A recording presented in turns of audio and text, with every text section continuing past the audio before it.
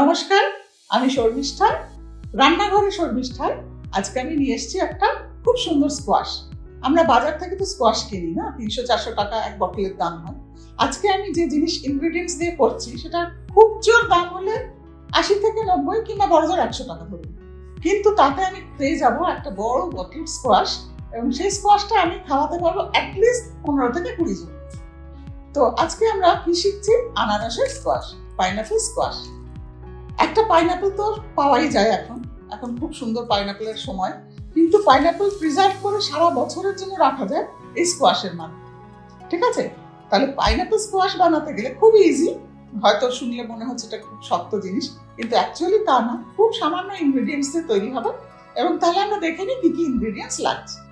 আচ্ছা, আনারস একটা একটু বেশ হলুদ দেখে নেবেন।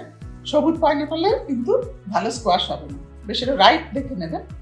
চিনি, মাপগুলো আমি যখন করবো তখন বলতে বলতে যাব। সাইট্রিক অ্যাসিড আর পাইনাপেল এসেন্স, সামান্য একটু হলুদ রং, এটা না দিলে নাও দিতে পারে। আর সব থেকে জরুরি যেটা, সেটা হচ্ছে মেজারিং গ্লাস, মেজারিং স্পুন। এই স্পুন সেটটা অবশ্যই লাগবে, আর একটা ছাঁকনি। আচ্ছা, আনারসটা এবারে চোখ ছাড়িয়ে ছোট ছোট পিস করে টুকরো করে নিতে হবে। আচ্ছা, প্রথমে একটা সিরাপ তৈরি করতে হবে। সেই সিরাপটার মধ্যে আমি কি কি দেবো দেখছি। আচ্ছা, এখানে 100 গ্রাম চিনি লাগবে আমার। মাপটা খুব সোজা, 100 গ্রাম চিনি। একবার দেখে নিই। ইয়েস, 100 গ্রাম চিনি দিলাম। তার সাথে দেবো 100 ml জল। সাইট্রিক অ্যাসিড দেবো আমি 1/4 টিস্পুন। এবার ইন্ডাকশনটাকে আমি অন করে দিচ্ছি।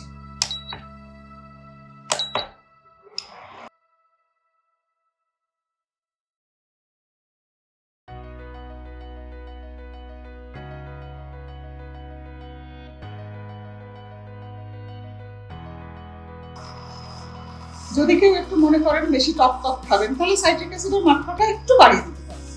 যেখানে আমি 1/4 দিয়েছি, সেখানে আপনারা আরেকটু বেশিও বাড়িয়ে দিতে পারেন। যদি মনে করেন যে আরেকটু বেশি খাবেন, তাহলে আমি একটু বাড়িয়েও দিতে পারি। কারণ বাড়িতে বাচ্চারা থাকে, তারা একটু টক খেতেই ভালোবাসে। আরো 1/4 টিস্পুন বাড়ানো যেতে পারে। তার মানে আমি দুবারে 1/4 দিলাম, 1/2 টিস্পুন। এবার চিনিটা গলে যাওয়া অব্দি ওয়েট করতে হবে।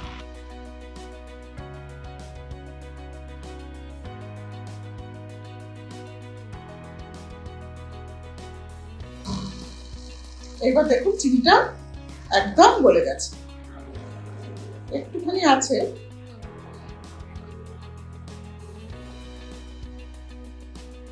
চিনিটা একদম যখন গলে যাবে, তখন ইন্ডাকশনটা আমি অফ করে দেব। আচ্ছা, এইবার যেটা করতে হবে, এই যে সিরাপটা হলো, সিরাপটাকে আমার ঠান্ডা করতে হবে। যদি সিরাপটা গরম অবস্থায় দিই, তাহলে কিন্তু জিনিসটা স্টে করবে না বুঝি।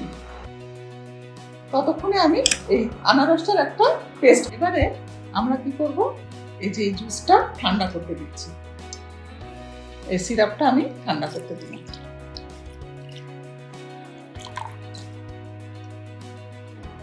এটা যতক্ষণ ঠান্ডা হবে, ততক্ষণে আমি পাইনাপেলটা একটা পেস্ট বানাবো। তার জন্য আমি একটা বড় জার নিলাম। এই জারটার মধ্যে আমি পাইনাপেলগুলো ঢালছি। ঢেলে যে বড় যে আপনার মিক্সির যে বড় জুসার আছে, যে বড় জারটা আছে, তার মধ্যে দিয়ে করে নেব।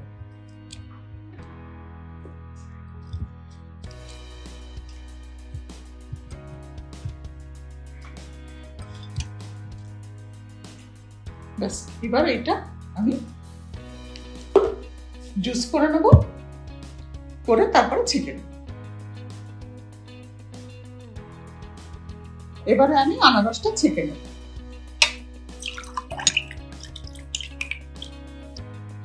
আচ্ছা, আনারস কি করে বলুন তো?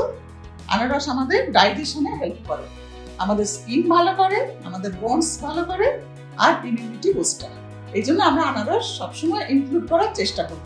তবে হ্যাঁ, কিছু কিছু হেলথ প্রবলেম আছে, যেমন সুগার যাদের আছে, তারা আনারস তাদের হয়তো বারণ খাওয়া, কিন্তু বাকিরা তো খেতেই পারে। এবার হচ্ছে এটাকে খুব ভালো করে মিক্স করে নিতে হবে। মিক্স করা হয়ে গেলে আমি এতে যদি মনে করেন যে কালারটা ন্যাচারালি ভালো আসছে তাহলে আর কালার দেওয়ার দরকার নেই, যেমন আমি আর কালার দেবো না। কিন্তু যদি ধরুন অনেক সময় আনারস হলে একটু ফ্যাকাশে একটু মানে পেল কালারটা হলো, তখন সেক্ষেত্রে আমি বুশ কালার এক ফোঁটা ইউজ করতে পারি। কিন্তু আজকে আমার দেখছি আমি কালারটা খুব যথেষ্ট সুন্দর এসছে, সেজন্য আমি আর কালার দেবো না। এবার আমি পাইনাপেল এসেন্স একটু দেবো। পাইনাপেল এসেন্স আমি দেবো একদম কোয়ার্টার টিস্পুন, একদম কোয়ার্টার টিস্পুন পাইনাপেল এসেন্স আমি দিয়ে দিলাম। ব্যাস তৈরি হয়ে গেল আমার পাইনাপেল স্কোয়াশ। আচ্ছা, এবারে আমি তো আজকে এখন খাবো, আপনাদের তো দিতে পারছি না, কিন্তু আমি আমার হাজবেন্ডকে ডাকছি। ভাবি একটু আসো।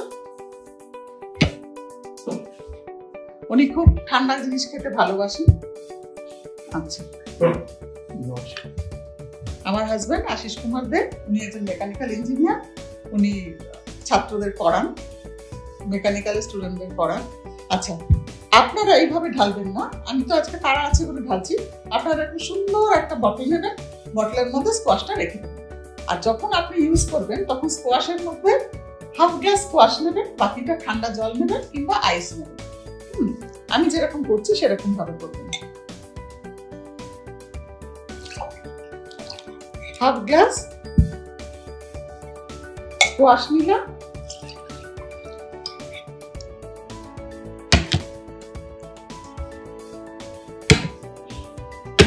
তার সঙ্গে আমি কিছু আইস করব। তোমার কটা আইস দেবো?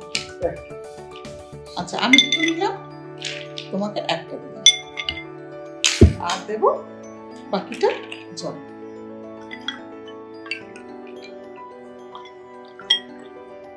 গরমের দিনের জন্য পারফেক্ট।